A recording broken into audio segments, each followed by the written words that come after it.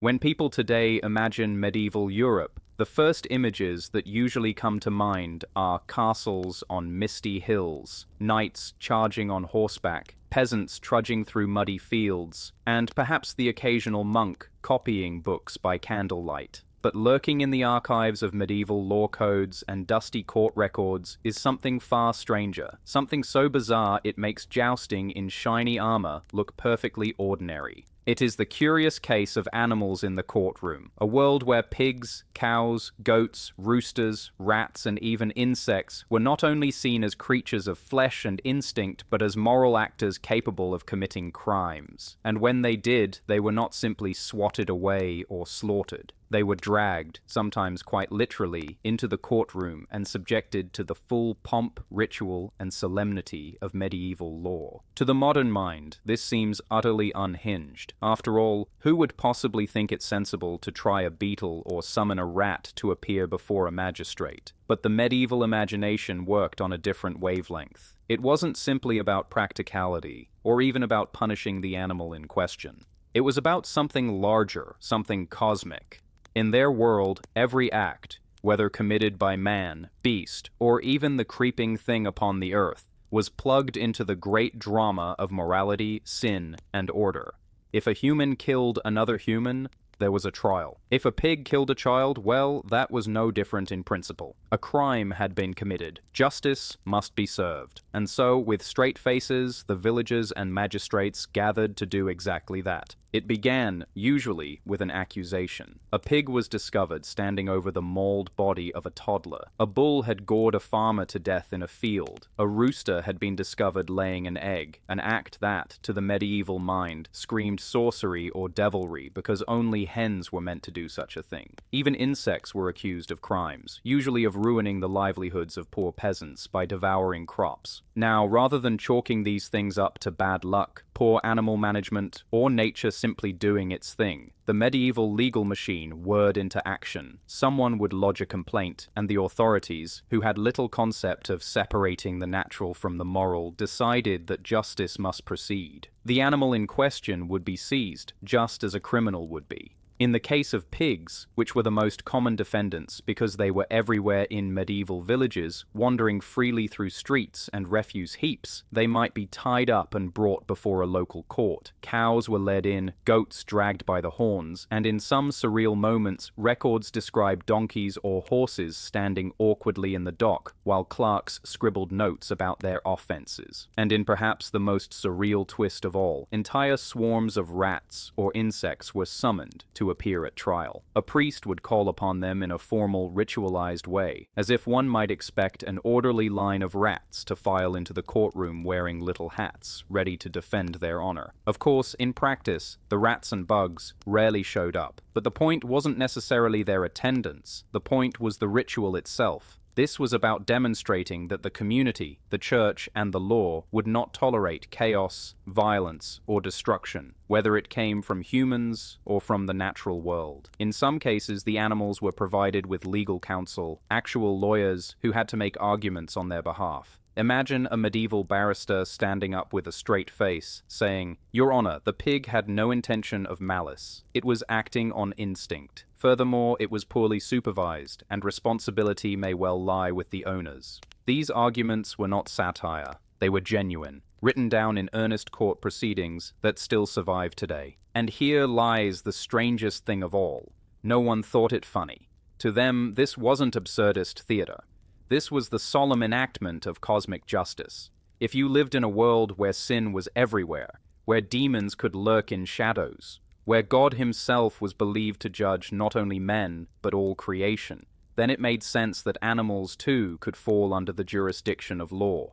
The pig that ate a child was not simply an unfortunate beast. It was a violator of divine order, and divine order had to be maintained if society was to survive. That was the heart of it, the medieval obsession with order, with boundaries, with making sure that nothing slipped through the cracks of law and morality. So the setup was not just about pigs in the dock, it was about the worldview behind it. When an animal trial was announced, it was a community event, both tragic and theatrical. People gathered to witness it, not because they thought it was hilarious, but because they truly believed that without such spectacles, the balance of society might tilt into chaos. The courtroom was the stage, the judge, the high priest of justice, and the unfortunate animal the scapegoat, or perhaps more accurately, the defendant standing in for the untamable forces of nature itself. The setup, then, is this. Imagine a small medieval village, the church bell tolling, townsfolk gathering in hushed anticipation, the judge arriving in his robes, clerks unrolling their scrolls. Into this solemn chamber is dragged not a murderer or thief, but a snorting pig, confused, perhaps struggling, dressed in a crude tunic to mark the gravity of the occasion. The villagers do not laugh. They whisper prayers, they nod gravely, they know that what is happening here is not comedy, but justice. And in this act, as strange as it seems to us, they reveal the logic of their world. A world where humans were not above animals, and animals were not outside the law, but all creation was bound in a great web of order, responsibility, and cosmic consequence. That is the stage on which the rest of the animal trials unfolded, not as a joke, not as parody, but as the very real and very serious attempt of medieval society to tame the chaos of life by dragging even its pigs and rats into the court of law. Imagine sitting in a medieval courtroom, the smell of candles and musty parchment filling the air, the murmuring crowd packed shoulder to shoulder in anticipation. The magistrate sits at the front, robed and solemn, trying to look wise and authoritative. Beside him, a clerk scratches notes with a quill on parchment, ready to immortalize whatever ridiculous thing is about to happen. At the door, the bailiff clears his throat and declares the arrival of the accused. And then, through that doorway, not a brigand, not a murderer, not even a petty thief, comes a pig, dragged squealing by a rope around its neck, stumbling across the stone floor, confused and frightened, as the audience collectively nods with gravity. This was not a joke to them. This was the administration of justice. This is the moment that jolts the modern mind, the instant where you can't help but mutter, "Wait, what? They actually did this?" And yes, they did. They really believed that animals were subject to the law, that they could be tried, convicted, punished, and made to answer for crimes. The medieval world wasn't simply one of knights and castles. It was a world where a sow could stand accused of murder, where a rooster might be dragged into court for laying an egg, where rats were summoned in absentia and judged as though they had simply chosen to skip their trial out of insolence. If you want the first moment of true "what on earth were they thinking?" it's right here in this spectacle of animals paraded into courtrooms with the same ritual pomp reserved for humans. For pigs, who were repeat offenders in this bizarre theater of justice, the charges were usually straightforward: infanticide. Pigs wandered freely through towns and villages, rooting through trash heaps, and sometimes wandering into homes. It wasn't unusual for children to be left unattended, crawling on the dirt floors of cottages or toddling outside. Tragedy struck when a hungry pig did what pigs do best: ate anything they could sink their teeth into. Horrific, yes, but to the medieval imagination, this wasn't just a sad accident of animal behavior. It was a crime. The pig had acted with violence against a human soul. And so into court it went, squealing, confused, and suddenly transformed into a defendant in the eyes of men. But pigs were not alone in this humiliating fate. Bulls that gored farmers were treated as violent criminals, dragged in with their massive horns bound, forced to stand as the judge recited their offenses. Goats, which were already associated with witchcraft and the devil, could easily find themselves accused by association. Horses, too, were not exempt, especially if they lashed out and killed their riders. There's something both surreal and comical in picturing a horse standing in court, shuffling its hooves nervously, while lawyers earnestly debate whether it meant to kill or whether it was provoked. Medieval law, though, didn't bat an eye. It treated them as beings who had crossed the line between nature and morality. Then there were the birds. Most birds were considered harmless, but every so often, a rooster made the mistake of laying an egg. Or so people believed. In reality, of course, it was hens that laid eggs. But if a rooster happened to produce something egg-like, probably a deformity or misidentified object, people leapt to supernatural conclusions. A rooster laying an egg was thought to be a sign of the devil, because the egg could hatch into a cockatrice, a mythical serpent-like beast capable of destroying entire villages. So naturally, the poor rooster was dragged into court, accused of consorting with Satan, and executed for sorcery. You can almost imagine the rooster blinking at the judge in complete bewilderment as his fate was read out. And the absurdity did not end with barnyard animals. Entire communities of pests were put on trial. Rats, weevils, caterpillars, locusts, creatures that by their very nature consumed crops, were summoned to court, charged with theft and destruction, and sometimes even defended by lawyers who argued on their behalf. Of course, the rats never showed up. But that didn't stop the legal procedure. Judges would often acknowledge the absence, but then ask the defense to provide justification. And defense lawyers, men who had trained in canon and civil law, who had read the great authorities of Roman and church tradition, stood in court arguing with straight faces that rats could not be expected to appear because the roads were dangerous, and cats lurked at every corner, making their attendance unsafe. This is where the WTF moment hits hardest, because it reveals not just that animals were tried, but that human beings went to great lengths to make it look proper, reasonable, and solemn. There were charges filed, indictments drawn up, lawyers appointed, judges presiding, punishments assigned. No detail was skipped.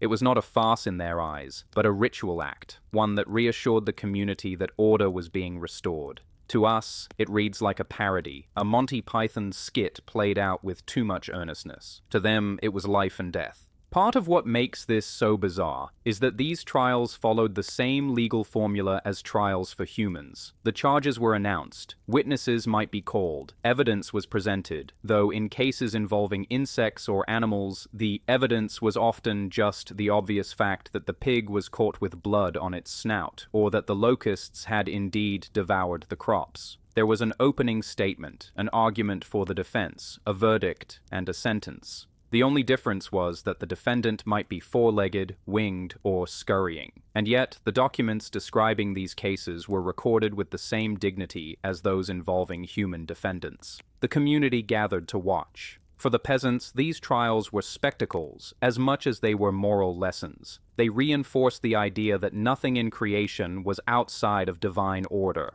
Everything had its place, and when an animal stepped out of line, the law reminded everyone that even beasts must bow to justice. And perhaps there was also an undercurrent of fear, the need to show that humans, through law and ritual, could impose control on forces that otherwise seemed chaotic and uncontrollable. A pig that killed a child was terrifying because it suggested a breakdown of the natural order. The trial and execution reassured people that the order could be restored, even if only symbolically. So the first WTF moment isn't just about the shock of seeing a pig in a courtroom. It's about realizing the seriousness with which this was carried out. It's about lawyers in robes standing in defense of rats, judges solemnly condemning roosters, entire towns nodding along to verdicts against goats. It's about a culture so immersed in the idea of cosmic order that they extended their laws beyond human society and into the animal kingdom. To them, this wasn't ridiculous. It was logical. To us, it's a surreal reminder that human history is full of practices that sit at the edge of reason, somewhere between ritual, superstition, and sheer theater.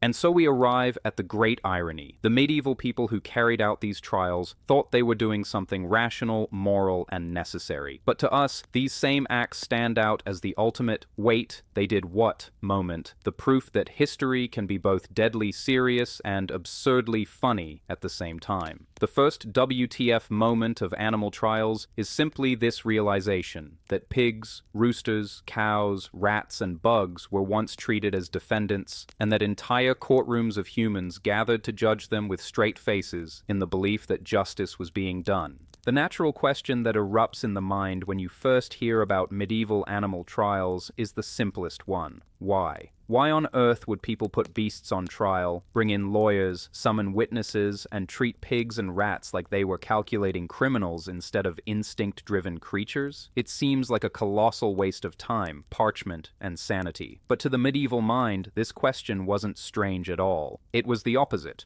To them, not putting animals on trial would have been stranger, even dangerous. They lived in a world where everything, and I mean everything, was seen through the lens of divine divine order, morality, and cosmic justice. So when a pig mauled a child or a swarm of insects devoured the wheat harvest, it wasn't bad luck or animal instinct. It was a crime, a sin against the balance of creation, and crimes required trials. The medieval world was not obsessed with the natural the way we are today. For us, science gives us categories. Humans are rational, animals act on instinct, nature is a system of cause and effect. But in the Middle Ages, those neat divisions didn't exist. Animals, like humans, were seen as moral creatures, part of the same great web of divine creation. If humans had free will and could sin, then surely animals could too. Why else would a pig kill a child if not out of a kind of corrupted will? To treat such an act as a mere accident would be to deny the moral structure of the universe. A wrong had been done, and the machinery of justice was built precisely to right wrongs, wherever they came from. And there's another layer to this: symbolism. Medieval culture thrived on it. Everything in life was a sign pointing to something higher, something deeper. Bread wasn't just food, it was a reminder of God's bounty.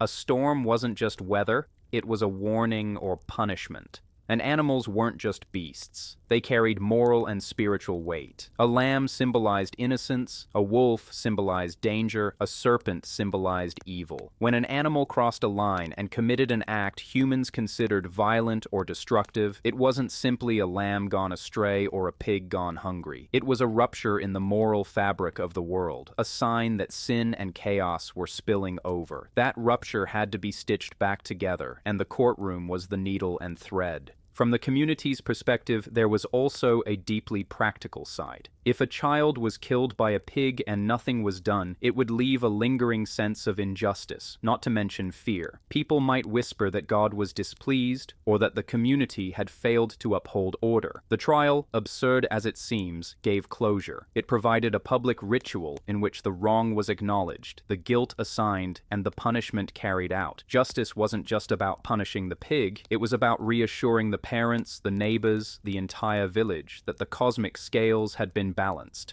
And let's not underestimate the theatrical side. Medieval life could be crushingly hard. Endless labor, disease, famine, war. The legal system, for all its pomp, was also entertainment. Trials of humans already drew crowds, with peasants and townsfolk gathering to hear the charges and witness the punishments. An animal trial, then, was both moral theater and public spectacle. Imagine the sight. A sow dressed in a little tunic, shuffling on its hooves while the judge squints down at it, gravely pronouncing charges. To us, it's comedy. To them, it was deadly serious, but also captivating. It reassured them that justice worked even in the strangest of circumstances. There was also a legal logic behind it. Animals were considered property, yes, but when they caused harm, they were seen as more than mere objects. A broken wagon or a collapsed roof wasn't dragged into court, but an animal had agency, it moved and acted, and that made it culpable in the medieval imagination. Roman law, which heavily influenced medieval Europe, had precedents for holding animals accountable. Ancient texts spoke of bulls being punished if they gored someone, or dogs being killed if they bit.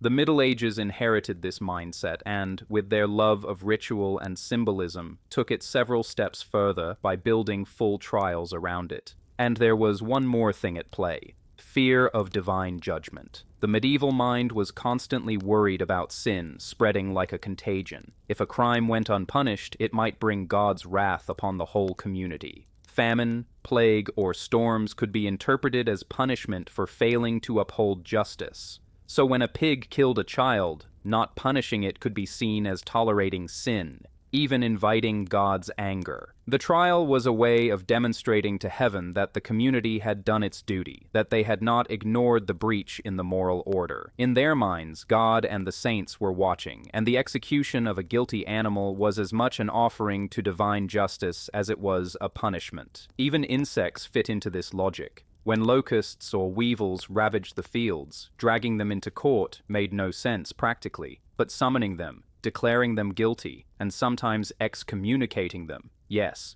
Priests literally banned bugs from the church and threatened them with damnation, was a way of wrestling with forces that seemed uncontrollable. It was an act of ritual defiance against nature's chaos, a way of saying, we refuse to be helpless. We will use law, prayer, and ritual to fight back. Whether or not the bugs stopped eating crops was beside the point. What mattered was that the community had acted, and in acting, they reassured themselves that they still had some grip on the terrifying unpredictability of life. From another angle, these trials were also a strange kind of justice for the animals themselves. By putting them on trial rather than killing them outright, people were, in a bizarre way, recognizing their dignity as moral creatures.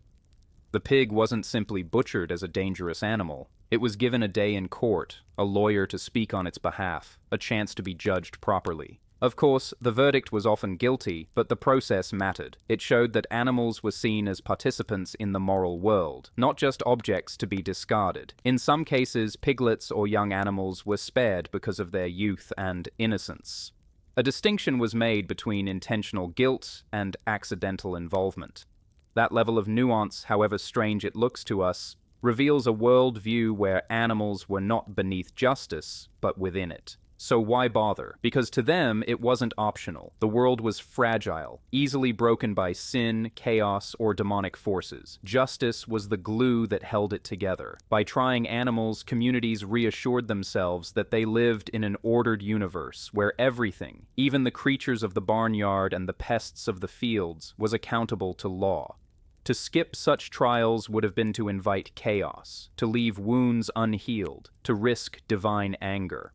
The courtroom was not just about the pig or the rat. It was about the community, the cosmos, and God himself. And so, with straight faces, they carried on. Lawyers argued for pigs, priests excommunicated bugs, judges sentenced cows, and entire villages watched solemnly as animals paid the price for crimes they could not understand. To us, it's absurd. To them, it was a moral necessity, the backbone of a worldview where law and order stretched beyond the human and embraced all creation. That's why they bothered, and that's why centuries of parchment preserve these records with no hint of irony. Because in the medieval mind, justice was not just for men. It was for pigs, rats, roosters, and even the smallest crawling things. If there is one thing the medieval world excelled at, it was ritual. Everything from crowning a king to blessing a loaf of bread was accompanied by layers of ceremony, oaths, prayers, and gestures meant to give meaning to the act. Law was no different, and animal trials were not an exception but a perfect example of this obsession with formality. When an animal was accused of a crime, the process that followed looked remarkably like the trial of a human being, complete with solemn procedures, prescribed speeches, and the kind of theatrical gravitas that made everyone present feel they were part of something larger than themselves. Imagine the scene. The courthouse or town hall fills with townsfolk, farmers, and clergy. The judge, robed in dark fabric, takes his place at the bench, quill and parchment ready for the clerk beside him. The accused animal is dragged in, perhaps a pig snorting in confusion, perhaps a bull restrained by ropes, or even a rooster tucked under someone's arm, feathers sticking out indignantly. The room does not laugh, though surely some lips must twitch. To laugh would be to disrespect the law, and law was as sacred as scripture. The trial begins not with chaos or improvisation, but with a formal reading of the charges.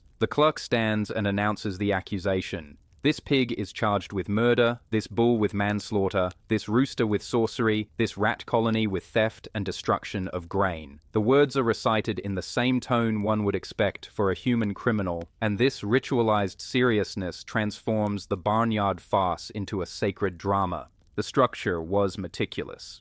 There was always a plaintiff, usually the victim's family or the community at large. The charges had to be specific. This sow, on such and such a date, did feloniously attack and consume the infant child of so-and-so. Or, these rats, being numerous and wicked, have devoured the wheat belonging to the people of this parish. The wording echoed the formulas of Roman law and church canon, because medieval jurists loved nothing more than continuity with ancient tradition. They were not inventing nonsense. They were continuing what they believed was the natural extension of law itself. Then came the defense. One of the strangest and most endearing aspects of this whole ritual was the fact that the animals were given legal representation. Not only were they defended, but their lawyers sometimes went to extraordinary lengths to craft arguments in their favor. It sounds laughable, but the logic was elegant in its own way. Lawyers argued that the pig had acted from natural instinct, not malice, and therefore could not be held culpable. They argued that the rats had not ignored the court summons but were unable to attend due to legitimate fear of predators on the roads. Insect defendants were said to be fulfilling their God-given purpose by eating plants, and to condemn them would be to condemn creation itself. These arguments were not the tongue-in-cheek inventions of jesters. They were carefully written in Latin, recorded in official registers, and preserved for posterity as serious acts of legal reasoning. One cannot help but see the trial as theater. Everyone in the room knew the pig would not deliver a speech. The rooster would not plead its innocence, the rats would not walk into court wearing cloaks, but the ritual demanded the forms be observed, because the power of law lay in the performance as much as the verdict. By going through the motions, the community demonstrated that justice was being done. The theater of the trial reassured everyone that even in a world filled with chaos, famine, disease, violence, there was a system, a script, a way to respond to wrongs. Without the performance, the community might collapse into despair.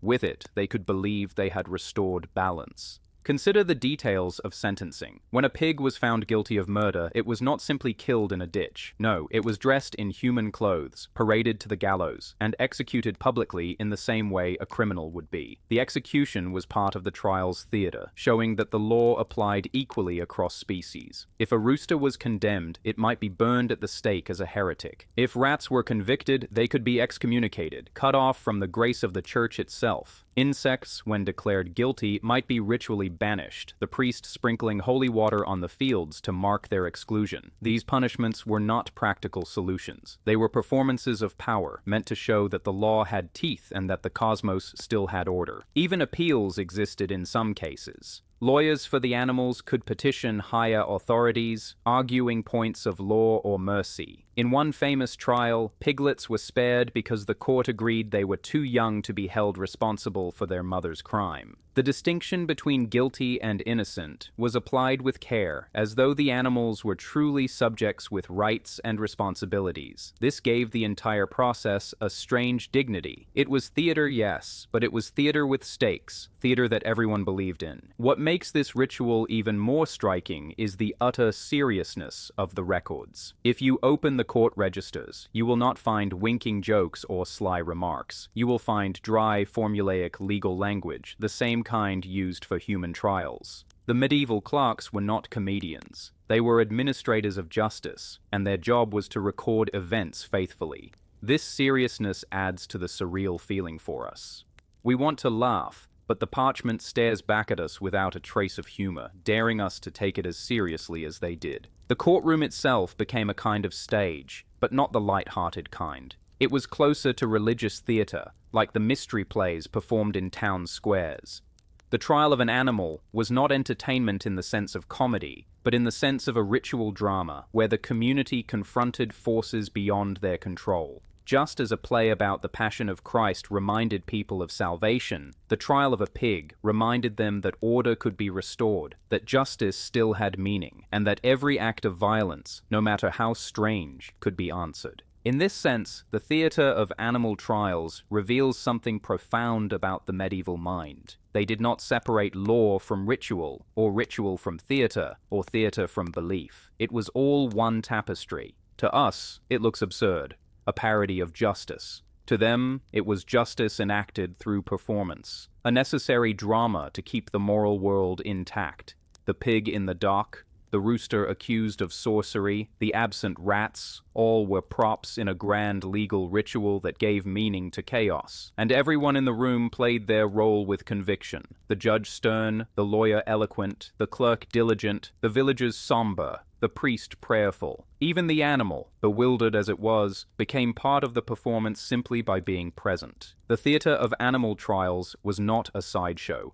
It was the main act of medieval justice. And while we laugh now, it worked for them. It reassured, it entertained, it instructed, and it maintained the illusion that no crime, however strange, went unanswered. In a world where death and disaster lurked around every corner, that illusion was not a luxury, it was survival. If there was one animal that kept the medieval courts busiest, it wasn't the noble horse, the stubborn goat, or even the rooster accused of satanic egg-laying. No, the repeat offender, the usual suspect, the creature whose name might as well have been permanently inked into the docket, was the pig. Pigs in medieval Europe were everywhere. They weren't neatly confined to pens and farms as we imagine today. They were street roamers, garbage disposers, opportunistic feeders that walked freely among people in villages and towns. They were like furry, squealing trash collectors, allowed to wander because they ate waste and turned it into food. But with that freedom came problems. Pigs had teeth, a keen nose, and a bottomless appetite. And when circumstances turned unfortunate, they found themselves not just in trouble but in front of a judge. The trouble almost always started with children. Medieval life was chaotic, homes were small and overcrowded, and children often played unsupervised on the streets or in the yards of cottages. A pig wandering by, rooting through scraps, might suddenly come across a child sitting on the ground, and in its mind, the distinction between food and human was not very clear.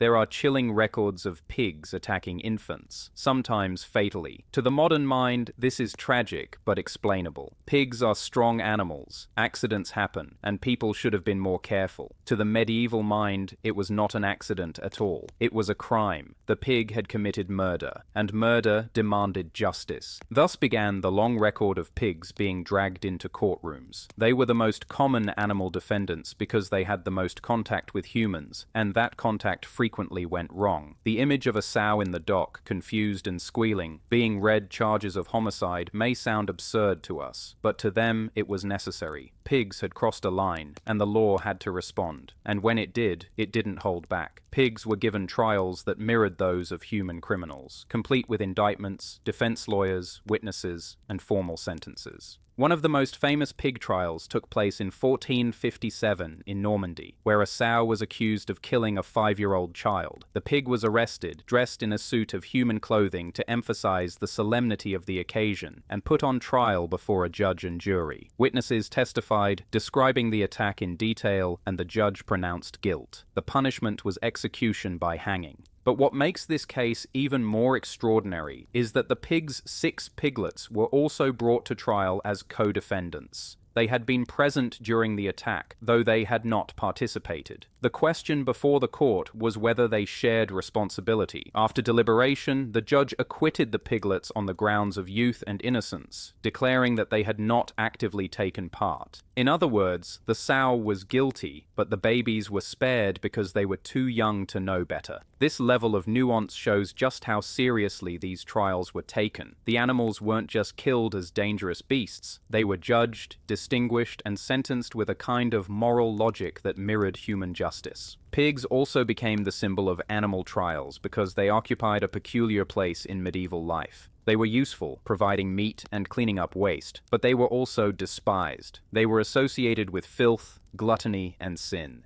In Christian symbolism, pigs were often linked to excess and degradation. The biblical story of demons entering a herd of swine and driving them into the sea reinforced this dark image. So when a pig attacked a human, it wasn't seen as a random act of violence. It was seen as proof of its sinful, corrupt nature. The trial wasn't just about punishing the act. It was about purging the community of the filth and sin the pig represented. The rituals surrounding pig executions were as elaborate as the trials. A pig condemned to death was often executed in public, just like a human criminal. It might be hanged, burned, or even mutilated before death to mimic the punishments given to humans for similar crimes. These public executions served as moral lessons. The community would gather, parents would bring their children, and everyone would watch as the pig was punished for its crime. It was a spectacle, a warning, and a reassurance that justice prevailed. The pig's death symbolized the restoration of order after chaos. Not every pig trial was straightforward. In some cases, the owners of the pig were also held responsible, especially if it was argued that the animal had been poorly supervised. This added another layer of complexity. Was the pig guilty as an independent moral agent, or was the human owner guilty for negligence? Sometimes the answer was both. The pig was executed, and the owner was fined. This dual responsibility shows that medieval people didn't always see animals as acting completely independently, but still insisted on holding them accountable as though they were moral beings. The sheer number of pig trials recorded across centuries and regions underscores their importance in medieval law. From France to Switzerland, from Germany to Italy, pigs show up again and again in the court records. Their cases were written down in Latin, preserved in archives, and treated with the same gravity as any other legal matter. It wasn't a joke. It was justice, enacted in the only way they understood it, through ritual, symbolism, and the machinery of the law. There's something haunting about the seriousness with which these cases were pursued. When we picture a sow in a courtroom, it's tempting to laugh, but if you strip away our modern categories and put yourself in the shoes of a 15th century villager, the picture changes. To them, the death of a child at the jaws of a pig was not an accident to be shrugged off. It was a violation of cosmic order, a sign that chaos was creeping in. The trial, the sentence, and the execution were ways to contain that chaos, to show that even in the face of horror, there was a script, a ritual, a way to respond. Without that, the event would remain raw and unhealed, a wound in the heart of the community. With it, the community could believe that justice, however strange, had been served. The pig became the archetypal defendant in these trials, not only because of its frequent crimes, but because it embodied the tension between usefulness and danger, between the ordinary and the grotesque. It lived close to humans, fed them and served them, but it also terrified them, reminded them of filth, and sometimes turned violently against them. In a sense, the pig was the perfect scapegoat for medieval anxieties. By putting pigs on trial, people could externalize their fears, act out their rituals of justice, and reassure themselves that order still reigned in a world that so often seemed fragile and hostile. So the pig problem wasn't just about pigs. It was about the human struggle to impose meaning on tragedy, to wrestle with the unpredictability of life, and to use the machinery of law and ritual to transform horror into order. The pig in the dock was more than an animal. It was a symbol of everything messy, frightening, and uncontrollable in medieval life. And by judging it, dressing it in clothes, sentencing it, and executing it, the community acted out the eternal drama of trying to control chaos. It was justice as theater, morality as spectacle, and pigs as the most unwilling actors of all. Imagine the scene. A crowded square in a small French town during the 15th century. The villagers have gathered, children perched on shoulders, the smell of smoke and livestock in the air. A hush falls as the bailiff leads the accused into view. But it's not a man, nor a woman, nor even some notorious outlaw. It's a pig. And not just a pig, this pig is wearing trousers, sometimes even a shirt, or a little bonnet, or a cloak. People whisper, laugh nervously, or cross themselves, because what's unfolding isn't a circus act or a prank. It's justice. The animal is on trial for its crimes, and the costume is part of the ritual that makes the trial both meaningful and terrifying.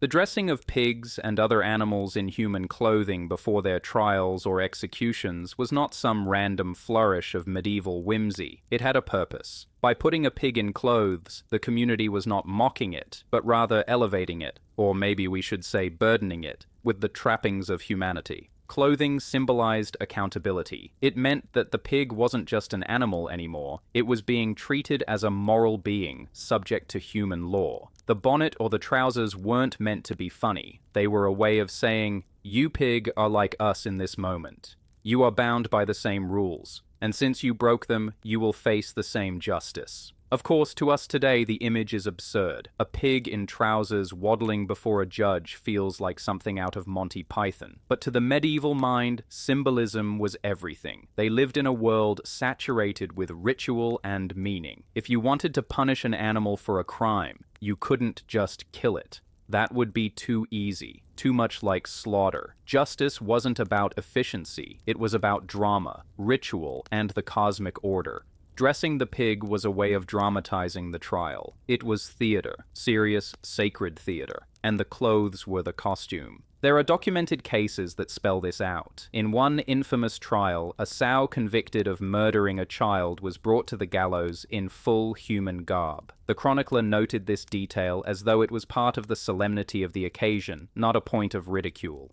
The pig was executed in its little outfit, swinging from the rope as the townsfolk looked on. That image must have burned itself into the memory of everyone who saw it. A pig dressed like a person, treated like a person, punished like a person. The grotesque mingling of human and animal underlined the gravity of the crime. Why pigs? Because, as we've already seen, pigs were the most frequent animal offenders, but they were also the most anthropomorphized in these rituals. Unlike a cow or a goat, pigs already carried associations of sin, filth, and moral corruption. They were greedy, gluttonous, and destructive. To put them in human clothes was to mockingly emphasize the dangerous overlap between animal instincts and human failings. It was as if the community was saying, look at this creature. We dressed it like us. We judged it like us, but it still revealed its bestial, sinful nature by committing murder.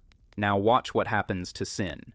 And the people did watch. The clothing amplified the spectacle. Public executions were already theater, meant to terrify, to teach, to reassure the community that justice had teeth. But when the condemned was an animal, the addition of clothes turned it into a strange blend of horror and parody. The villagers could look at the pig and see both the guilty beast and the reflection of their own sinful humanity. It was grotesque, but compelling. Children might have giggled nervously, but their parents would hush them, reminding them this was not play, this was judgment. The practice wasn't limited to pigs, though pigs were the stars of this dark show. In some trials, goats were dressed, or donkeys, or even a bull. Sometimes the animals were clothed only for the execution, sometimes for the entire trial.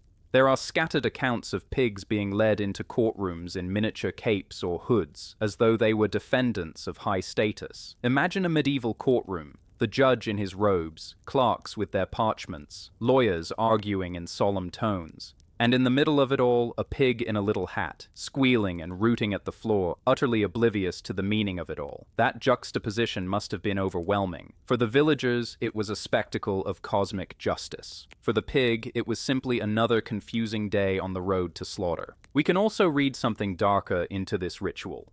Dressing the pig blurred the boundary between human and animal, highlighting the fragile line that separated civilization from chaos. Medieval people lived close to their animals. They relied on them but also feared them. A pig could be both dinner and danger, helper and killer. By putting clothes on it, the villagers forced it into a liminal space, half human, half beast, so that its punishment could resonate more deeply. When the execution came, it wasn't just an animal dying. It was a symbolic purging of all the blurred lines, the fears, the anxieties about the animal within the human. Some chroniclers, writing with more wit than reverence, did find the practice strange enough to note it with a kind of side-eye. To later readers, even in the early modern period, the idea of dressing animals for trial already seemed bizarre. But for the villagers who witnessed it firsthand, it was not comedy, but catharsis. The clothing was a sign of the seriousness of the trial, a reminder that the law extended beyond man, into the realm of nature itself. Think of the way medieval theater used costumes to embody moral lessons. Devils wore horns and tails, angels wore wings and flowing robes, kings wore crowns. Everyone in a morality play had to look the part. The animal trial was, in some sense, a morality play acted out in real life. The pig in clothes was a character, the sinner, the transgressor, the guilty party. Its fate was not just its own, but symbolic of the fate awaiting any who strayed from order, and the gallows became the stage where justice played out, with the crowd as both audience and moral jury. It's hard for us to imagine the emotional impact of such scenes. We laugh because pigs in trousers are absurd, but imagine standing there as a villager, having lost a child to a pig's jaws, watching that same pig now led to execution in human garb. Would you laugh? Or would you feel a strange satisfaction, a sense that the pig had been brought low, made to face the enormity of its crime, dressed like the humans it dared to attack? For those villagers, the spectacle wasn't funny. It was closure. The clothes also reinforced the idea that the trial wasn't just about vengeance. It was about law. By clothing the pig, they made it an official participant in the legal ritual. Without clothes, it might look too much like slaughter. With clothes, it became justice. And justice, in their minds, needed to be seen, performed, ritualized, and remembered. So the pig in trousers, the pig in a bonnet, the pig swinging from the gallows in human garb, is more than a medieval curiosity. It is a window into how deeply people believed in the universality of law, in the binding power of ritual, and in the need to impose meaning on tragedy. It reminds us how alien their world was to ours, yet how similar their needs were. The need to find justice, to make sense of horror, to reassure themselves that order prevailed even in the face of chaos. And that is why pigs, bewildered and dressed like peasants or nobles, shuffled through the squares of medieval Europe on their way to trial and execution. Not because their owners were pranksters, not because villagers lacked better entertainment, but because clothing turned an animal into a defendant, a sinner, a symbol. And for one brief, grotesque moment, the community could look at a pig in trousers and see the whole drama of sin, law, and justice play out before their eyes. So, let's start with pigs, because pigs were the A-list celebrities of animal crime. Pigs roamed medieval villages freely, snuffling around for scraps, and sometimes they attacked children or trampled people. When that happened, the punishment was rarely a quiet, practical slaughter. Instead, the pig would be put on trial, often in front of a large crowd, and sentenced to death by hanging. Yes, by hanging. Whole gallows were built for pigs, and villagers gathered to watch the execution. Records even show pigs being dressed in human clothes for their final punishment, as if to fully emphasize their crime was human-like. Imagine a sow in a jacket and bonnet, dangling from a noose while the entire town solemnly nods that justice had been served. But the theater didn't stop there. Sometimes the court ordered mutilation before execution. If a pig had bitten off someone's hand, the sentence might include having one of the pig's legs chopped off before it was killed.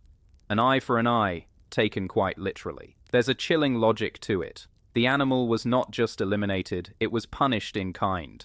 Symbolism mattered here, because the punishment wasn't just about removing a dangerous animal. It was about demonstrating that the moral order had been restored. Other animals got similarly brutal sentences. Horses that kicked their masters to death might be hanged or burned. Cows that gored people were sometimes executed by decapitation. Dogs could be strangled or publicly drowned. The very formality of the punishment was essential. Just killing the animal on the spot wasn't enough. The courts insisted that the act must be lawful, public, and ritualized. The whole village needed to see justice being carried out, because otherwise the crime would hang over the community like a curse. And here's where things get even stranger. Sometimes the sentences extended beyond the individual animal to its family. If a sow killed a child, her piglets might also be executed, even if they had nothing to do with the attack. The reasoning was both legal and symbolic. The young might be corrupted by the mother's crime, or else there was a need to purge the bloodline itself. It sounds chillingly close to collective punishment, the kind humans themselves suffered under certain medieval laws. To modernize, it looks cruel and nonsensical, but to medieval villagers, it felt like erasing the stain of evil entirely. Now, the sentences weren't always capital punishment. Sometimes in the ecclesiastical courts especially, animals were excommunicated. This happened with pests, as I mentioned before, but also occasionally with domesticated animals. A rooster accused of laying an egg, a strange and suspicious act, since roosters don't lay eggs, was once sentenced to be burned alive because the egg was thought to be the work of the devil.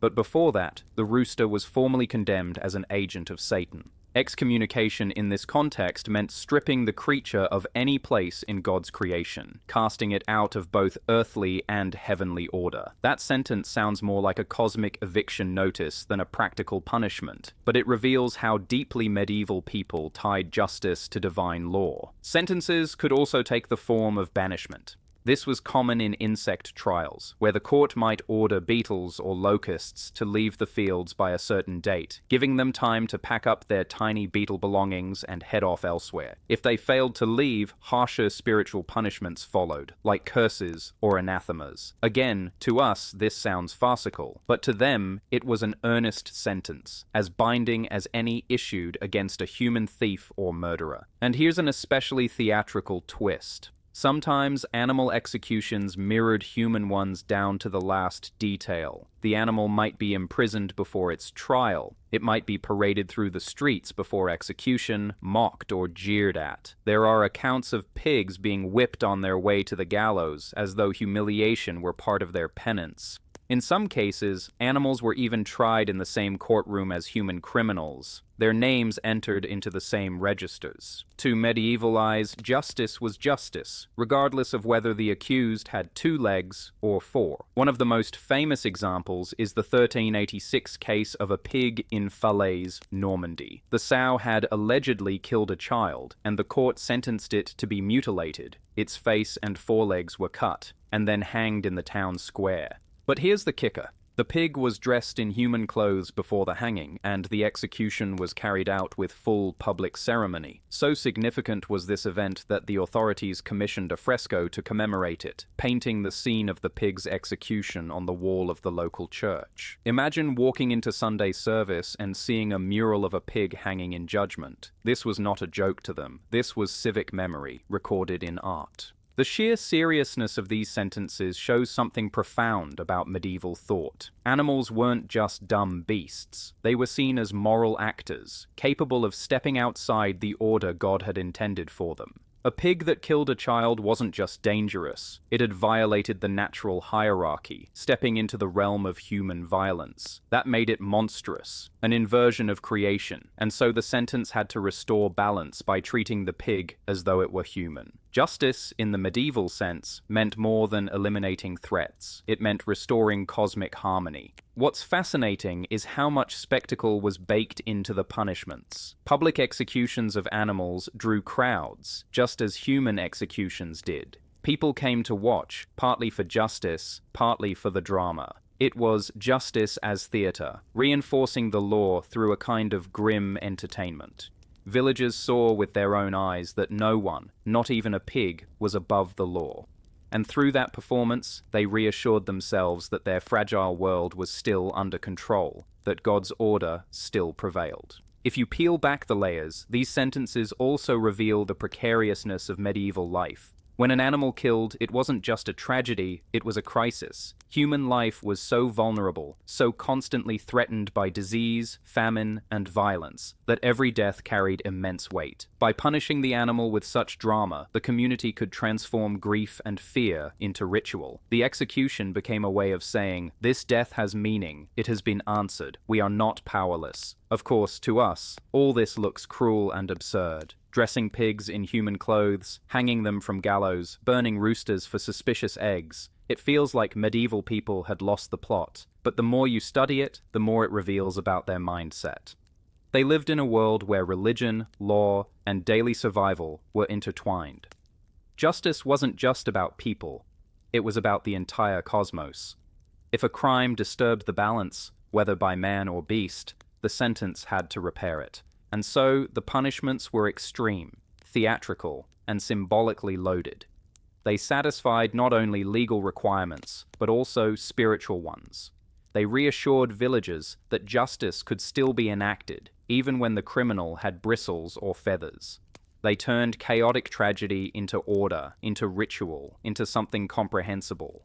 And if pigs had to wear clothes and roosters had to burn for that to happen, then so be it. Imagine life in a small medieval town or village. Days were repetitive, hard, and predictable. You woke up, worked the land, tended animals, prayed, and hoped you wouldn't catch the plague or starve. Entertainment wasn't streaming, concerts, or even novels. Entertainment was whatever broke the routine. Market days, traveling performers, sermons with a touch of fire and brimstone, and, of course, trials and executions. When word spread that a pig was going on trial for killing a child, or that beetles were being summoned to court, people came running. This was drama in real time. People wanted to see what would happen, to be part of the shared memory, to witness justice unfold. It wasn't just about the crime, it was about being included in the moral life of the community. Spectators at these trials didn't treat them as jokes. As absurd as it looks now, to medieval villagers this was dead serious. If a pig killed a child and was executed in public, it reassured everyone that the world hadn't spun into chaos. They might have whispered to each other about the strangeness of dressing the pig in human clothes, but they still understood the deeper message. No crime goes unpunished, even when the criminal is a beast. For a community that lived on the edge of survival, that lesson mattered. The public aspect of it made the ritual powerful. If justice happened in secret, it didn't count. Everyone had to see it, to carry the story, to pass it down. And yet, you can't ignore the performative side of it. People laughed, gasped, clapped, muttered. Some might have jeered at the condemned animal. Just like at human executions, the crowd became part of the show. Picture the spectacle of the Sow of Falaise in 1386, dressed in trousers and a jacket, paraded through the square, mutilated to mirror her crime, and then hanged before a massive crowd. This wasn't just a grim legal proceeding, it was also theatre. The fresco painted afterward, commemorating the event, shows not just the pig, but the crowd, because their presence mattered as much as the act itself. The entertainment value can't be ignored, but it wasn't mindless amusement. Medieval entertainment was often moral. Miracle plays, for example, entertained while teaching biblical lessons. A trial of animals was, in its way, the same thing. Watching a pig hang reminded you that sin has consequences, that order is upheld, and that God's justice reaches into every corner of creation. Children learned the lesson alongside adults. Farmers who had lost livestock to wolves might see the justice system apply to creatures in reverse. It reinforced the hierarchy of the world. Humans were above beasts, but only if they acted properly. Beasts were beneath humans, but if they overstepped, they too could be brought low. And because the whole community came together, these spectacles also reinforced solidarity. Everyone stood there, shoulder to shoulder, murmuring, reacting, taking part in the same strange ritual. It was shared culture. You might not remember who sold you oats last week, but you'd remember the day you saw a goat dragged into court, or a rooster sentenced to burn. These stories became local legends, retold around fires, shaping collective identity. Remember the pig that hanged in the square when we were children? That kind of memory could last a lifetime. But let's not pretend that some people didn't come for the sheer spectacle. A public execution was one of the rare opportunities to break monotony. It was gruesome, but it was also a spectacle of human authority over life and death.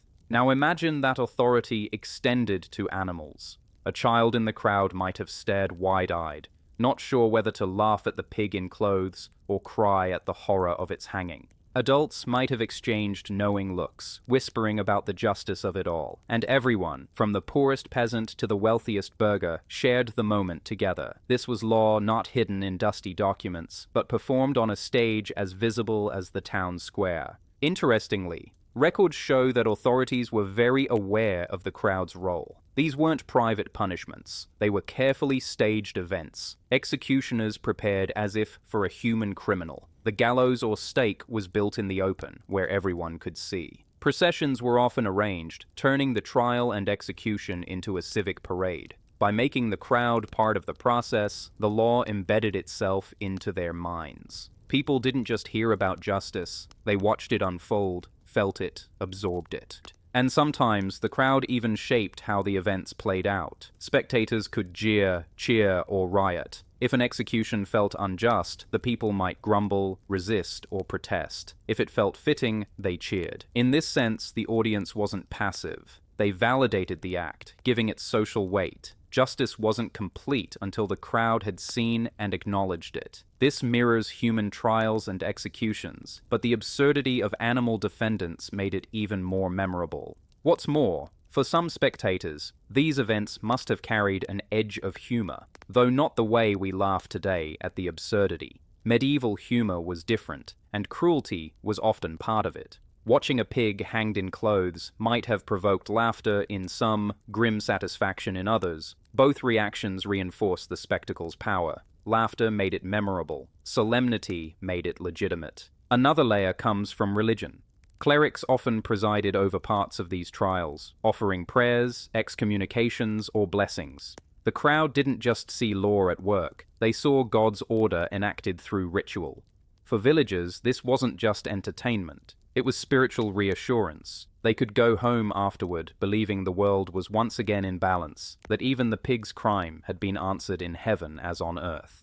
And yet, you can't help but picture the gossip. Medieval people loved to talk, to spin stories. After an animal execution, the chatter must have lasted weeks. Neighbors retold the details, embroidered them, laughed or shook their heads. These retellings spread the story beyond those who were there, making the trial part of regional lore. Some stories even survived into chronicles, which is why we know them today. So the spectators weren't just passive observers. They were witnesses, validators, participants, and amplifiers. Their reactions gave weight to the trials, turning them from isolated acts of bizarre justice into cultural events. Without the crowd, the trials would lose much of their purpose.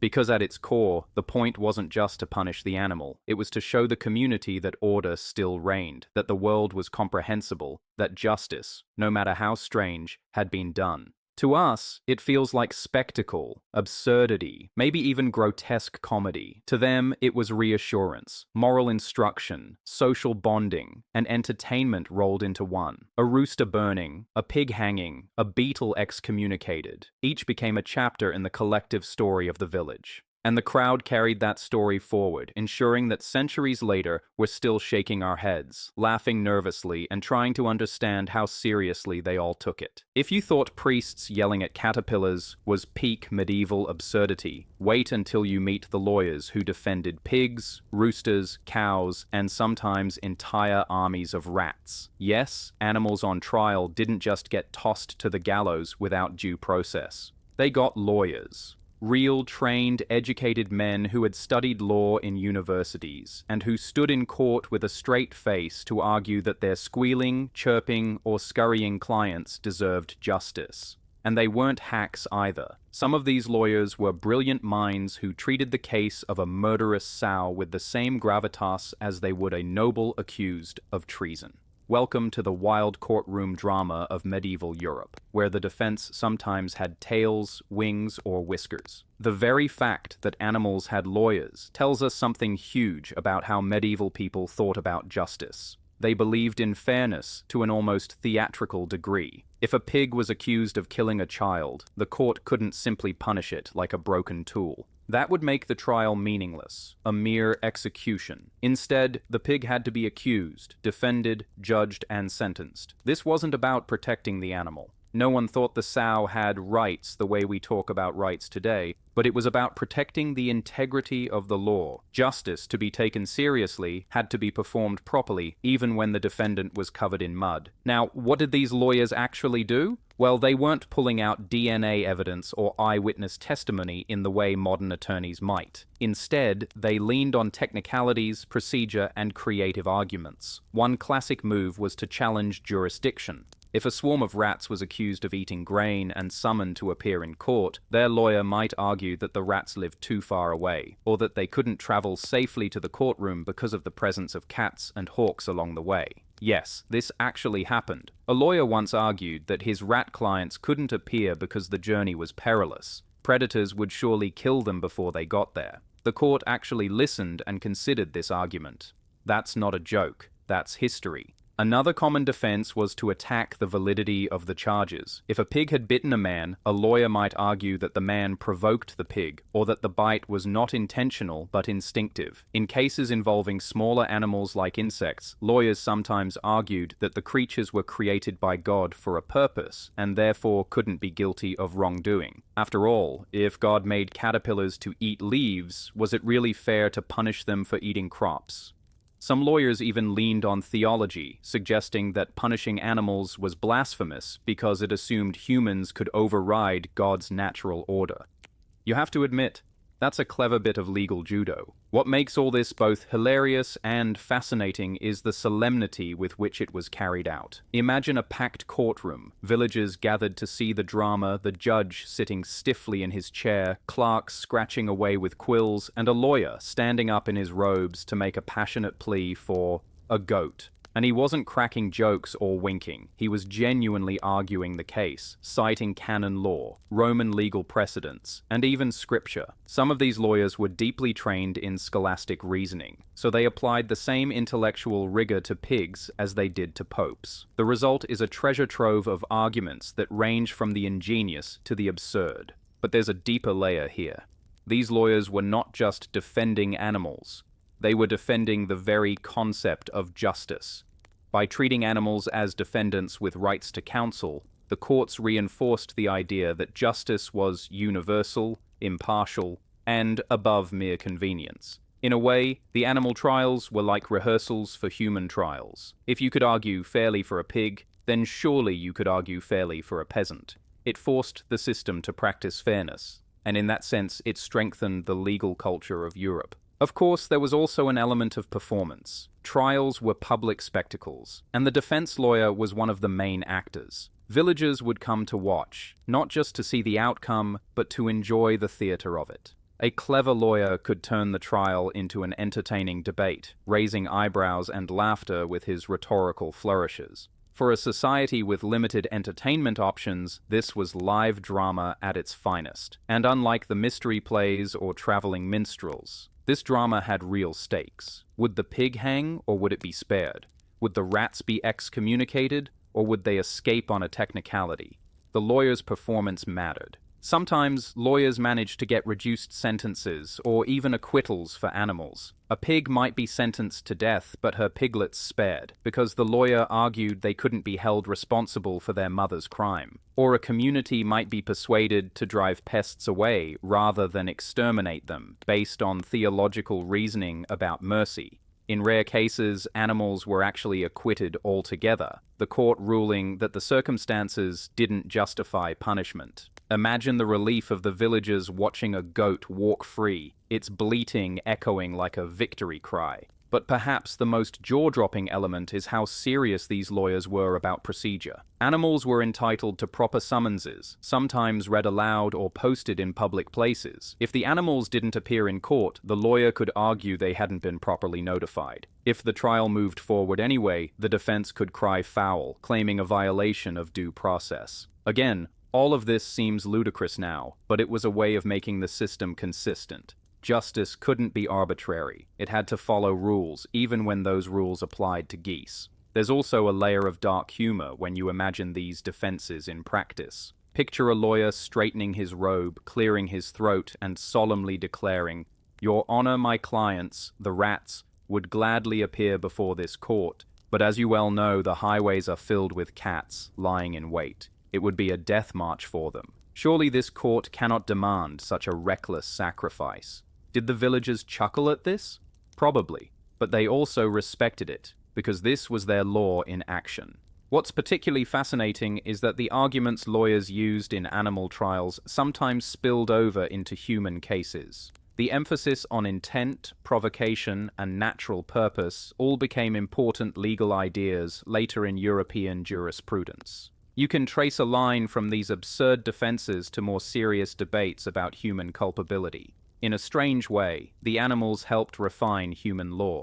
By forcing courts and lawyers to wrestle with nonsensical cases, the system sharpened its reasoning. And yet, let's not pretend these lawyers were saints. They were also professionals who wanted to show off their skill, and animal trials gave them a chance to flex. Defending a pig was the ultimate test of rhetorical power. Anyone could argue for a duke. It took real brilliance and a lot of nerve to stand before a judge and argue for a rooster accused of laying an egg that was allegedly cursed or demonic. Yes, that was an actual case. A rooster was accused of witchcraft for laying an egg that was considered unnatural. His lawyer argued that the poor bird couldn't control his biology and shouldn't be punished. The rooster, against all odds, had a fighting chance thanks to his lawyer. In the end, these lawyers embody one of the strangest truths of the Middle Ages. People were willing to extend the framework of justice to places where it made absolutely no sense, just to preserve the dignity of the system. They didn't want arbitrary violence. They wanted ritualized justice, fairness acted out even for defendants who couldn't possibly understand it. And in their own bizarre way, the lawyers delivered that fairness. One rat, one pig, one rooster at a time. So, the next time you hear about modern lawyers using bizarre technicalities to defend their clients, remember, their medieval predecessors were doing the same thing, only their clients were four-legged, feathered, or crawling in the dirt. And they did it with enough seriousness to fill entire court records, which we still have today. Strange, hilarious, and deeply human. That's the medieval defense attorney's legacy.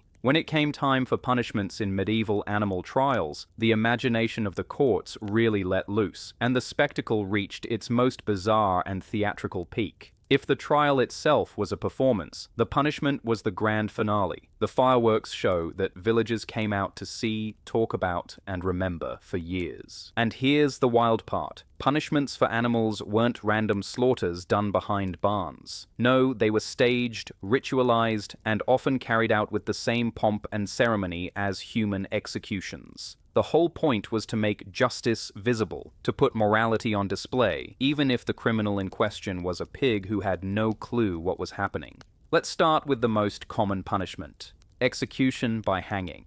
Yes, pigs, cows, and goats could be marched to the gallows, fitted with ropes, and strung up in front of a watching crowd. You can picture the scene: a wooden scaffold, villagers pressing together to watch, and the condemned animal dragged along by men with ropes and sticks. If the criminal was a sow accused of killing a child, she might be dressed in clothes to emphasize her crime. There are accounts of pigs being dressed in men's trousers, jackets, or even gloves before being executed. The message was clear. This wasn't just an animal dying. This was a moral being punished for wrongdoing. Dressing it up human style was like underlining the point. The animal wasn't just a beast. In this trial, it had acted like a human, so it had to pay like one too. Sometimes the punishments were even harsher. Burning at the stake, a punishment reserved for witches and heretics, was occasionally applied to animals. If a rooster was accused of laying a cursed egg, or if a dog was thought to be possessed, fire could be seen as the appropriate way to cleanse its crime. Imagine the villagers gathered around, the flames crackling, the smell of smoke in the air, and the poor creature tied to a stake while prayers or curses were shouted. As absurd as it sounds to us, for medieval people, this was justice in its most dramatic form. Evil had been identified, tried, and was now being destroyed in a visible, unmistakable way.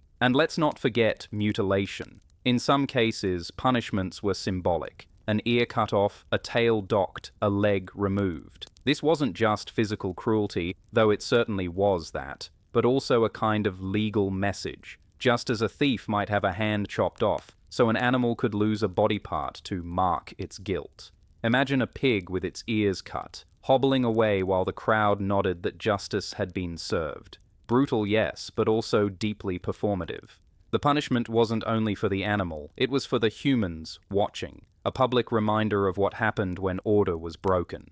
The costumes and staging of these punishments added another layer. In some cases, animals were paraded through the streets before being executed, like criminals in a shame procession. Villagers might jeer, throw things, or simply watch in silence. The animal became a living warning sign, a four-legged billboard for justice. By making the punishment so visible, the community reinforced its values. Crime, whether human or animal, would not go unanswered. The animal, clueless as it was, became a symbol, a scapegoat carrying society's fears and anger. Insects and pests got their own form of punishment: excommunication. This was less bloody, but no less dramatic. Imagine a solemn church service, a priest standing at the altar, a congregation gathered, and the priest announcing that a swarm of locusts or caterpillars was officially banished from the community. Bells might ring, candles might be snuffed, and holy water sprinkled. To medieval villagers, this wasn't just empty ritual. It was a real attempt to punish and drive out creatures who had broken the natural and moral order by destroying crops.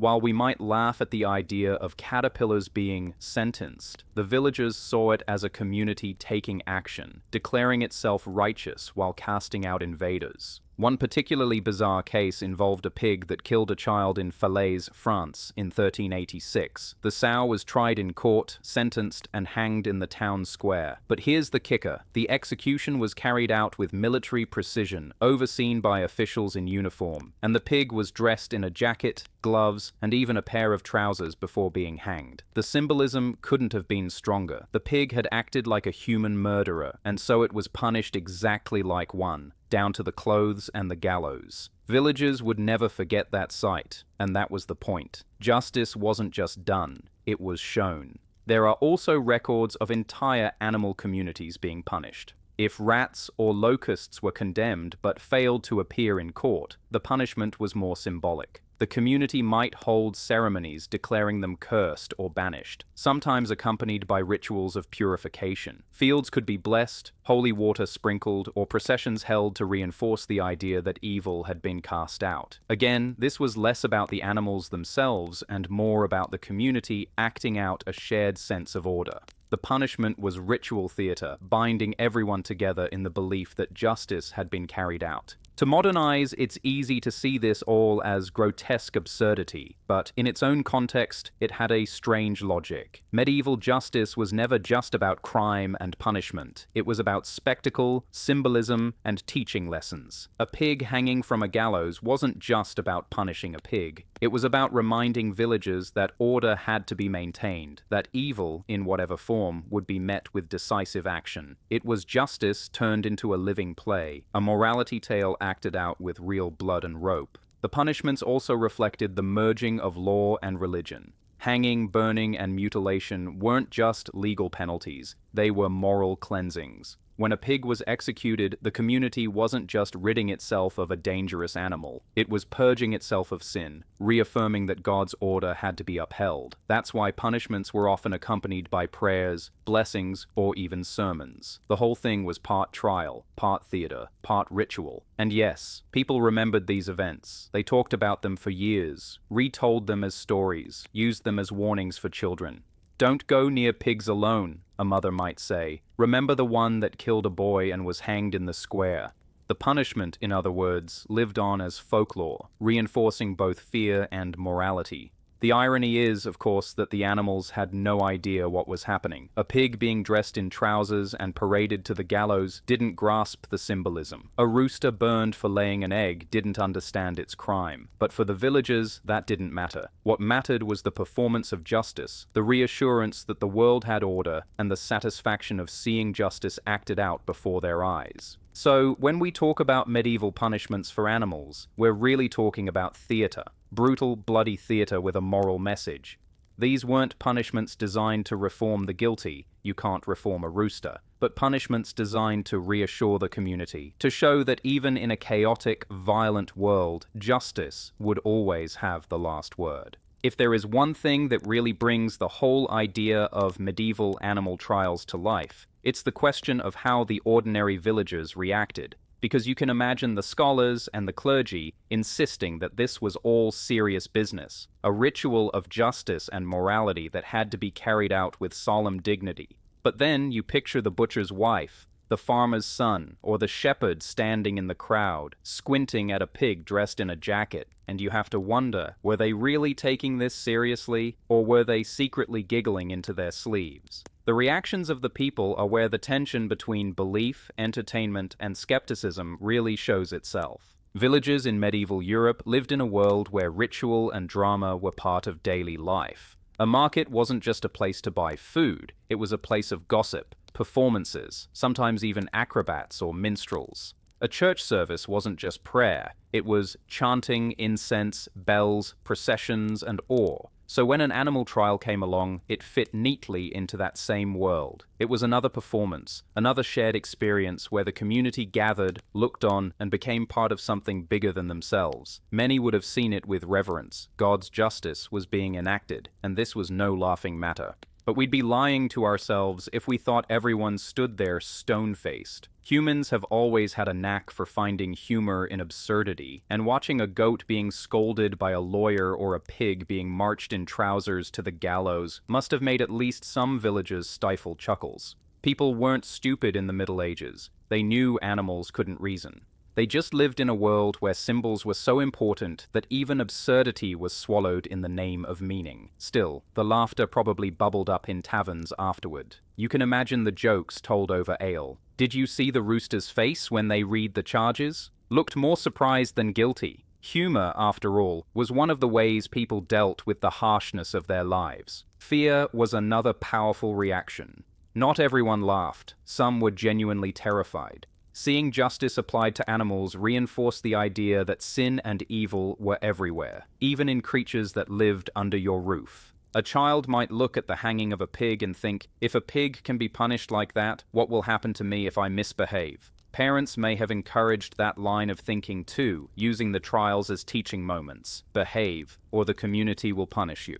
Fear of both God and society was deeply ingrained in medieval culture, and animal punishments were part of that machinery of control. At the same time, there were those who probably scratched their heads in doubt. Medieval people were not blind followers of every ritual, despite what stereotypes suggest. Some questioned the fairness of punishing an animal that couldn't possibly understand its crime. There are even records of clergy and legal scholars debating whether these trials made sense at all. But here's the thing, public questioning could be dangerous, so skepticism often stayed whispered. Maybe it came out in private conversations, in mutters while walking home, in sarcasm traded at the edge of a field. For the most part, villagers had to play along with the ritual, even if they thought it was absurd. For many, though, the spectacle was simply entertainment. Think about it. In a world without television, movies, or even regular festivals, any public event was worth attending. An animal trial, complete with lawyers in robes, clerks reading charges, and maybe even a crowd of guards dragging the defendant into the square, must have felt like theatre. It wasn't Shakespeare, but it was drama.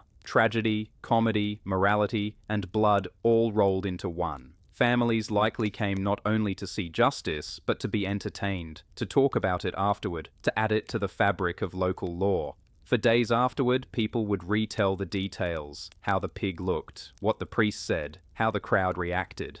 The reactions could also shift depending on the type of animal. A pig that had killed a child was more likely to inspire horror and grim solemnity. A rooster accused of laying an egg might inspire chuckles and gossip. A swarm of insects being excommunicated might feel more like a community ritual, half feared and half mocked. Each case drew a slightly different tone, and villagers adapted their reactions accordingly. Justice, after all, was not a one-size-fits-all performance. It had flavors, and the audience responded in kind. We also can't forget the children. For them, these trials were formative experiences, moments that left strong impressions. Imagine being a child watching a goat in a courtroom, or a pig on a gallows. The images would burn themselves into memory, shaping how they thought about justice, morality, and authority. It was a kind of dark fairy tale made real, the kind of story you didn't just hear but actually saw acted out. Whether it terrified or amused them, it taught lessons they'd carry into adulthood, passing them on in new ways. The collective reaction of the community was important because it gave the trials their power. The spectacle wasn't just for the accused animal, it was for the people. It was about binding them together in shared experience, making sure they all saw justice, laughed at absurdity, feared disorder, and remembered the event. Without an audience, the trial lost half its meaning. The villagers' reactions, whether awe, laughter, fear, or skepticism, were part of the performance itself. They weren't passive observers. They were participants in the ritual of justice. And after the trials, life went on, but the memory lingered. People told and retold the story, adding flourishes, exaggerating details, turning the trial into folklore. The reactions of the crowd became part of the legend. I remember when the pig screamed as the rope tightened, someone might say. The whole village went silent. Or another might say, that rooster's egg was the size of a pebble, and they still burned it. Reactions became history, and history became story, shaping how future generations understood these bizarre events. So how did villagers react to medieval animal trials? The answer is, in every way imaginable, with awe, with fear, with laughter, with skepticism, with fascination. They were human, after all, and humans react with a spectrum of emotions. What tied all those reactions together was the sense of participation. Whatever they felt, they were part of something that was bigger than themselves, a communal drama where justice, morality, and absurdity collided in unforgettable fashion. Cats, the furry little enigmas that have ruled human households for thousands of years while pretending to be aloof. Today we laugh at cat memes, marvel at their weird 3 a.m. zoomies, and upload endless videos of them knocking glasses off tables just for fun.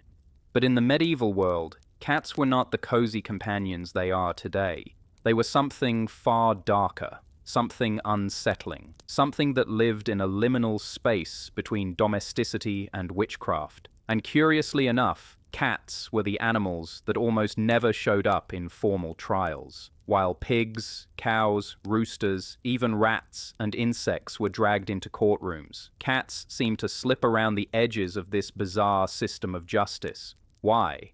Because cats weren't just animals in the medieval imagination. They were symbols, omens, agents of forces far greater than themselves. If you lived in medieval Europe, you probably wouldn't look at your local village mouser and think, "Oh, fluffy."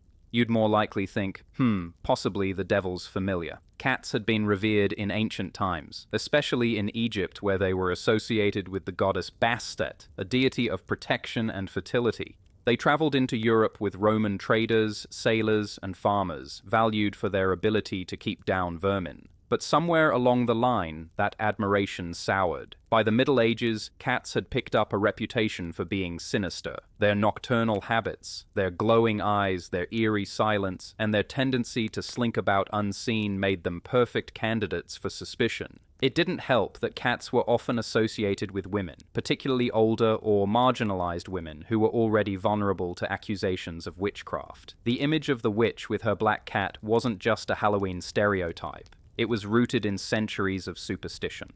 Cats were thought to serve as familiars, spiritual companions, or even physical forms taken by demons themselves. If a woman had a cat that followed her around, people might whisper that it was her accomplice in dark deeds. In some cases, cats were believed to drink the breath of babies in their cribs, or to sneak into barns and sour the milk. These were not crimes that could be prosecuted in court, because they belonged to the realm of folklore, magic, and fear. That's the key reason cats weren't hauled into courtrooms like pigs or roosters. Pigs and cows committed tangible, observable crimes. They trampled children, they gored men, they destroyed property. Cats, on the other hand, were accused of things that weren't visible in the same way. You couldn't easily bring evidence that your neighbor's cat was working with the devil or stealing your soul. These accusations played out in whispers, in rituals, in bonfires of suspected witches and their feline companions, not in the solemn procedures of canon law. In short, cats bypassed the legal stage because they lived in the supernatural one.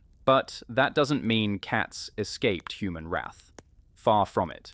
During certain religious festivals, especially in France and parts of Belgium, cats were rounded up and burned in public celebrations.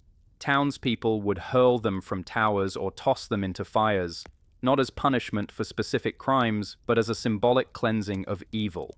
In Ypres, Belgium, there was a custom of throwing cats from the Belfry Tower on Cat Wednesday. While some historians argue this might have originally been a fertility ritual gone dark, by the late Middle Ages it had turned into a mass culling of animals associated with witchcraft. Cats became scapegoats for anxieties about sin, misfortune, and chaos, but their punishment was ritualistic, not judicial. The fear of cats even had geopolitical ripples. In the 13th century, Pope Gregory IX issued a papal bull that condemned black cats as instruments of Satan. This fueled mass killings of cats across Europe. Some historians have even linked this feline genocide to the later explosion of the Black Death. With fewer cats around to control rodent populations, rats carrying plague-bearing fleas thrived. So, in a grim twist of irony, the very animals blamed for bringing evil may have helped unleash one of the deadliest pandemics in human history by being exterminated.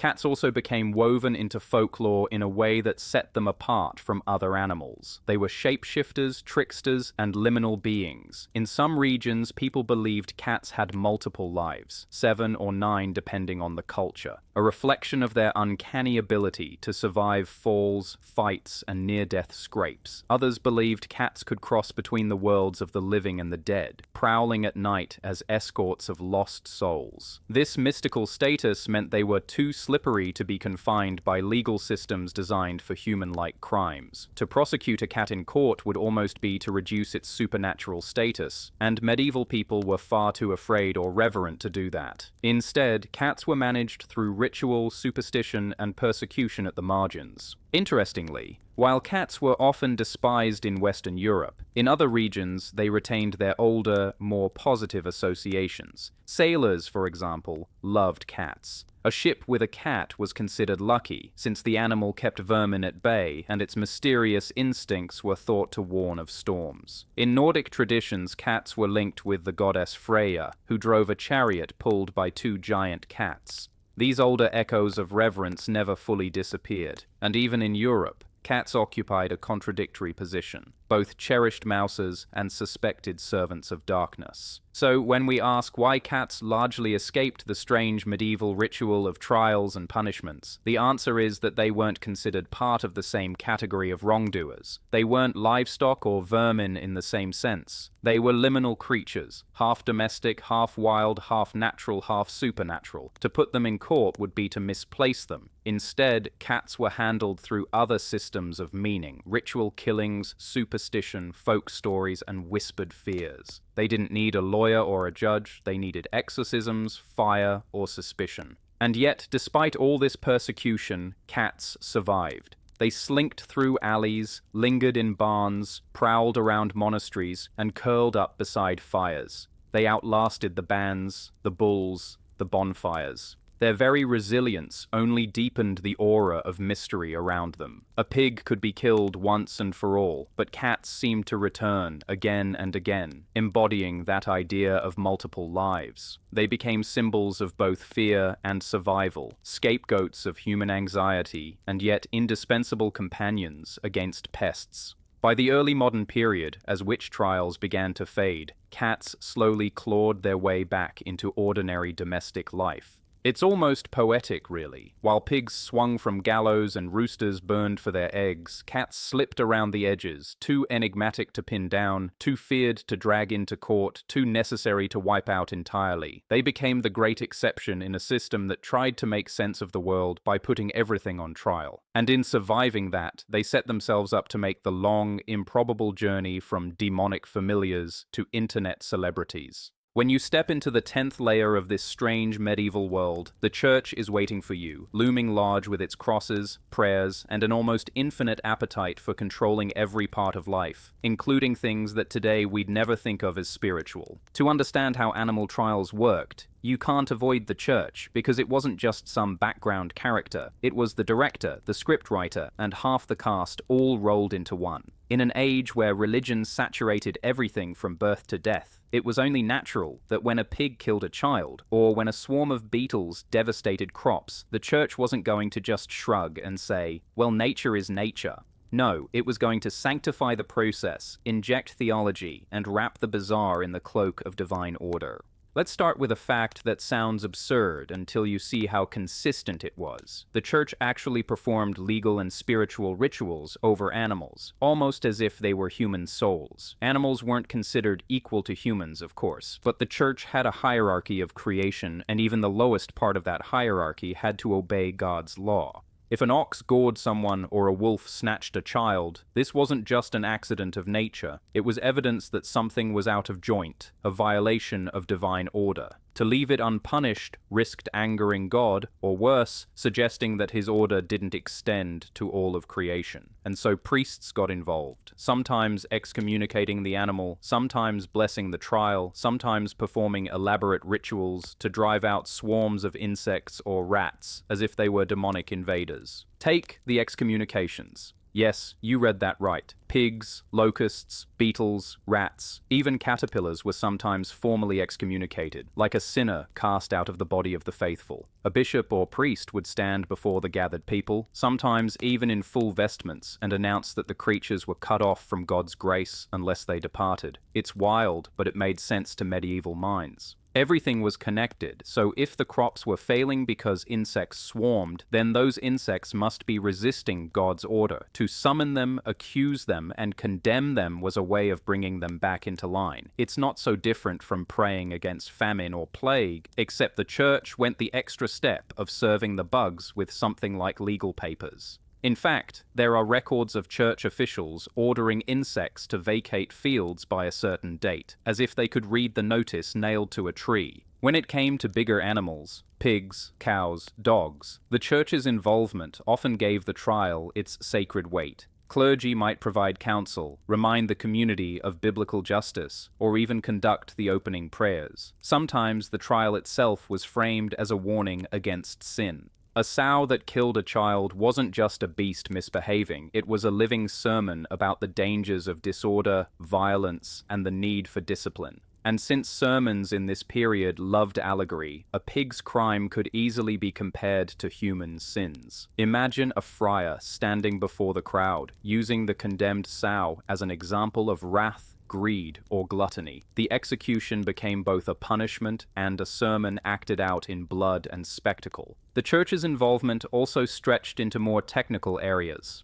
Canon law, the legal system of the church, provided a framework that paralleled secular law. And within canon law, there was debate about whether animals could or should be held accountable. Some theologians argued animals acted only on instinct, and thus couldn't be guilty. Others insisted that because they were part of God's order, their actions still carried moral weight, especially when those actions disrupted human society. Out of these debates came rituals that were half legal, half theological, with lawyers on one side and priests on the other, blending civil court procedure with religious ritual. It's a fusion that looks ridiculous now, but at the time it was perfectly logical. The law of the land and the law of heaven weren't separate, so why would you try an animal without a blessing or a prayer? There's a famous example involving locusts. In some cases, the church would summon them to court. The priest or bishop would declare the locusts excommunicated if they didn't leave. Sometimes, to make it especially dramatic, the trial would move outdoors, where the officiant could gesture toward the fields, chanting psalms or cursing the insects with holy authority.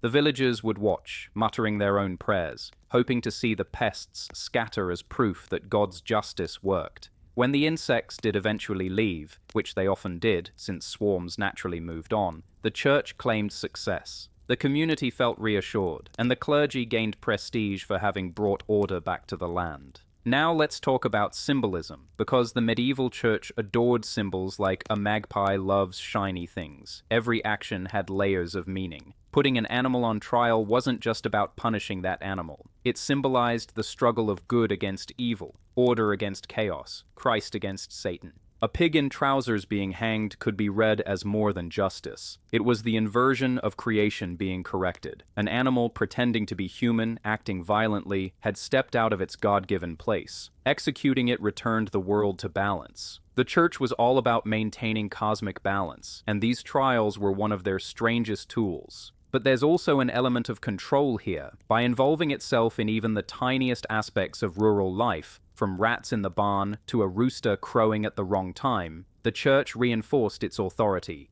Villagers might not understand the finer points of theology, but they understood that the priest stood between them and chaos. If the priest could excommunicate caterpillars, who were they to doubt his authority over souls? These rituals of animal trials weren't just about animals. They were about reinforcing the idea that the church had power over everything, visible and invisible. And yet, there's a curious humor that peeks through the cracks.